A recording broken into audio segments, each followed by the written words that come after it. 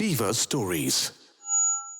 आजाद हिंद भगत सिंह की कहानी, तिरंगे की जुबानी। घास की तरफ अपना मुंह बंद करके लेट जाओ, वरना कसम भवानी की इस पल के बाद तुम्हारे बीवी बच्चों को अनाथ होने से नहीं रोक पाऊंगा। गार्ड किसी आज्ञाकारी शिष्य की तरह अपनी जगह से हिला तक नहीं था। उधर दूसरे गार्ड को चंद्रशेखर ने बेहोशी के तालाब में डुबा दिया था। तभी एक बार फिर हवा में पंडित बिस्मिल की आवाज गूंजी। मेरे देशवासियों, इस ट्रेन में सवार किसी भी भारतीय को डरने या घबराने की जरूरत नहीं। आप जहां भी हैं, यथावत वहीं बैठे रहें। हम ट्रेन लूटने आए हैं, यात्रियों को नहीं। इस ट्रेन में मौजूद लोहे के उस बक्से में हम भारतीयों के पसीने में भीगी वो रकम है जिसे गोरी सरकार टैक्स के रूप में लूटती आई है, और हम वही लेने आए हैं जो हमारा है, हम सबका है।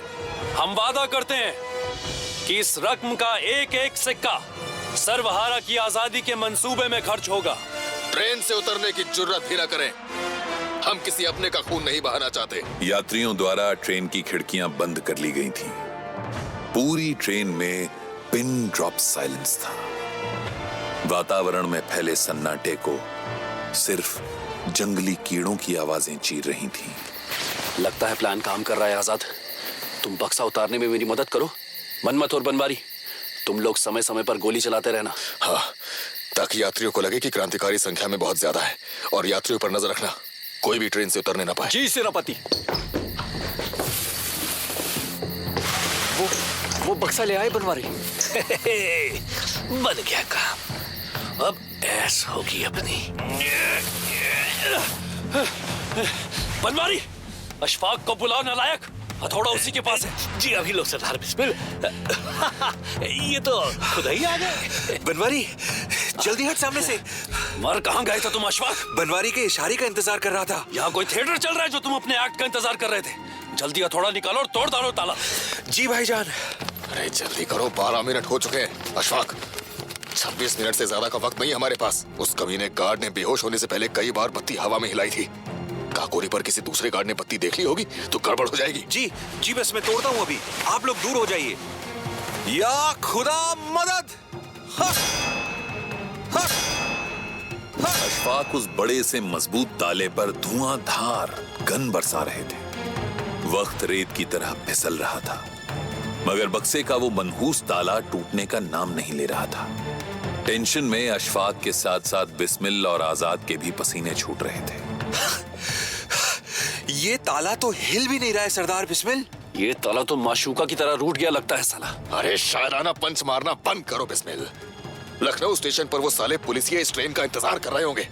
शक हुआ उन्हें तो बुलेट लेकर मिनटों में यहाँ पहुंच जाएंगे। घबराओ नहीं, हो जाएगा। लाओ अशफाक, हथौड़ा मुझे दो। 2 लीटर जो रोज दूध पीते हो वो कहाँ जा रहा है? आप दूध की बात कर रहे हैं भाईजान? कितने बुरे हालात हैं हम सबके। बिस्मिल के पास अशफाक की इस बात का कोई जवाब नहीं था। उन्होंने एक बार उसकी तरफ देखा और घन अपने हाथों में लिया ही था कि तभी उनके कानों से बनवारी और मनमथनाथ की घबराई हुई आवाजें टकराईं। ए रुक, मैंने कहा वहीं रुक जा। ए बकलोल यात्री, तू ट्रेन से काहे उतरा बे? ए आगे मत बढ़ना वरना गोली चला दूंगा। मनमथनाथ ने कांपते हाथों से अपनी रिवॉल्वर ट्रेन से उतरे उस यात्री की तरफ बढ़ा दी थी। उसके लाख मना करने पर भी वो यात्री अंधेरे में आग की तरह बढ़ता जा रहा था। बिस्मिल और आजाद चंद कदमों की दूरी पर खड़े ये नजारा देख रहे थे।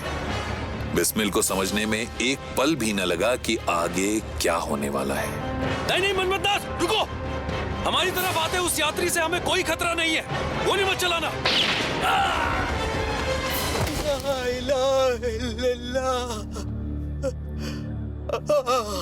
बिस्मिल दौड़ते हुए मनमथनाथ के पास गए और दोनों हाथों से उसका गिरेबान पकड़कर दहाड़े। बेवकूफ मनमथ, ये क्या किया तूने? यात्री पर गोली चलाने के लिए मना किया था ना, गोली क्यों मारी तूने उसे? भाई वो रुक ही नहीं रहा था। अरे क्या कर दिया तुमने मनमनाथ? बनवारी, वो जिंदा तो है ना? देखो जल्दी, अभी देखो। नहीं सरदार, कुछ नहीं बचा इसमें, निकल गए प्राण। ये सुनते ही बिस्मिल की ब्राह्मण बुद्धि खिसक गई थी। उन्होंने अपनी पिस्तौल निकाली और मनमथनाथ के माथे पर सटा दी। बहुत गर्मी है ना तेरे भेजे में मनमथ, ला ऐसे ही ठंडा कर देता हूँ। नहीं बिस्मिल, रुको, नहीं रुक जाओ। सरदार, गोली चल जाएगी। माफ कर दीजिए सरदार। माफ कर दूं? तुझे समझाया था ना मनमत। रुकिए पंडित जी, ये क्या कर रहे हैं आप? मैंने कहा गन हटाओ उसके माथे से। गोली चली थी, लेकिन नाथ के माथे पर नहीं, बल्कि हवा में। पागल मत हो जाइए पंडित जी। इस मंद बुद्धि नौसिखिया ने एक निर्दोष की हत्या कर दी। इसको तो मैं... अरे संभालिए खुद को पंडित जी, संभालिए। इसका फैसला बाद में करेंगे, अभी बक्सा खोलिए। आजाद भाई, आप दोनों बक्से पर ध्यान दीजिए, समय नहीं है। मनमत को मैं संभालता हूँ। संभालना क्या है? इसे मेरी आंखों के सामने से ले जाओ। चलो जाओ यहाँ से। एक बार फिर आजाद और बिस्मिल बक्सा खोलने में जुट गए थे। बनवाड़ी, बनवाड़ी, ट्रेन से कोई आदमी कूदा क्या? कूदा नहीं, टपक भी गया, फके आम जैसा। क्या क्या बात कर रहे हो? गोली किसने चलाई? अजी अपने हुनरदार निशान जी मनमथ नाथ जी ने, और कौन हो सकता है?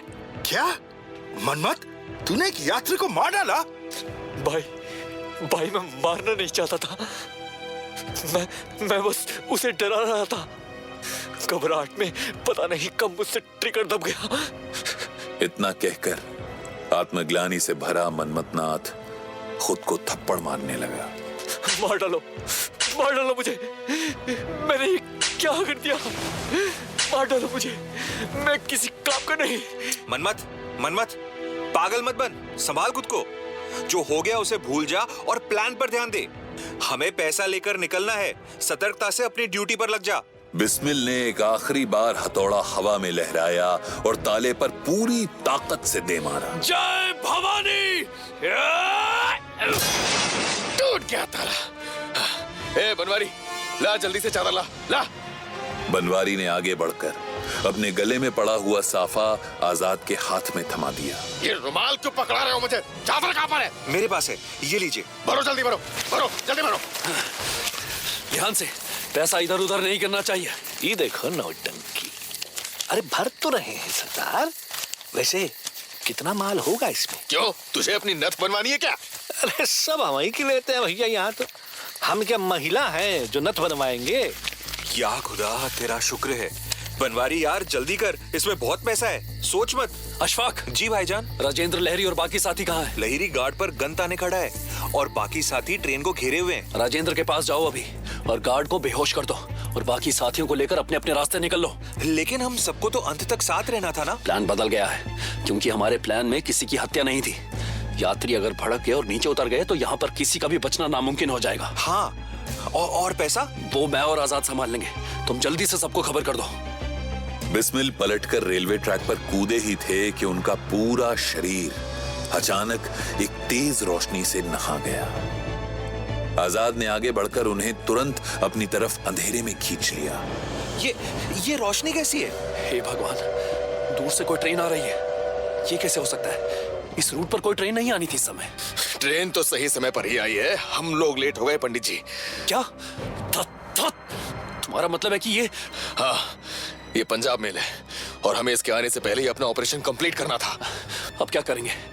अगर ट्रेन के ड्राइवर ने हम में से किसी को भी देख लिया तो शक में पड़ जाएगा और हो सकता है ट्रेन भी रोक दे। हम भागने के लिए कोई वाहन भी नहीं लेकर आए हैं। भागने का समय हम खो चुके हैं। शायद पुलिस को पता चल चुका है और वो हमें लेने आ रहे हैं। मारे जाएंगे आज तो भैया। फिरंगी पुलिस अगर ट्रेन में सवार है तो ट्रेन जरूर रुकेगी, वरना सीधी निकल जाएगी। अगर रुकी तो क्या करना है? मौत का सामना, इसके सिवा हम अब और कुछ नहीं कर सकते। लेकिन हम भाग तो सकते हैं। हाँ, हम भाग सकते हैं। तुम भाग सकते हो अशफाक, लेकिन हमारे बाकी साथी पकड़े जाएंगे। इसलिए साथ जिएंगे या फिर साथ मरेंगे। सब लोग अपने हथियार छुपा लो, ट्रेन की ओट ले लो। उस ट्रेन के रुकते ही पहली फायर हमारी तरफ से होगी।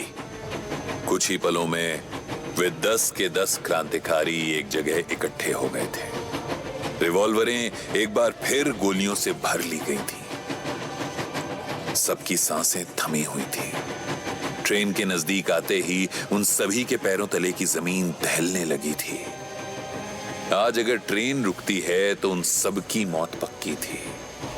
तो आजादी के ये सभी दीवाने पहले से ही कफन अपने सर पर बांधे मौत को गले लगाने को तैयार खड़े थे। तू खूब सता दीवानों को, तू जितना कर सितम कम है। जो जीते हैं तेरी खातिर वो मर जाएं तो क्या गम है। बोलो सियावर रामचंद्र की। भगत सिंह की ये जिंदगी आगे क्या मोड़ लेती है, ये मैं यानी तिरंगा आपको बताऊंगा अगले एपिसोड में। तब तक सुनते रहिए। जय हिंद। आप सुन रहे हैं आजाद हिंद भगत सिंह की कहानी तिरंगे की ज़बानी, ओनली ऑन फीवर स्टोरीज।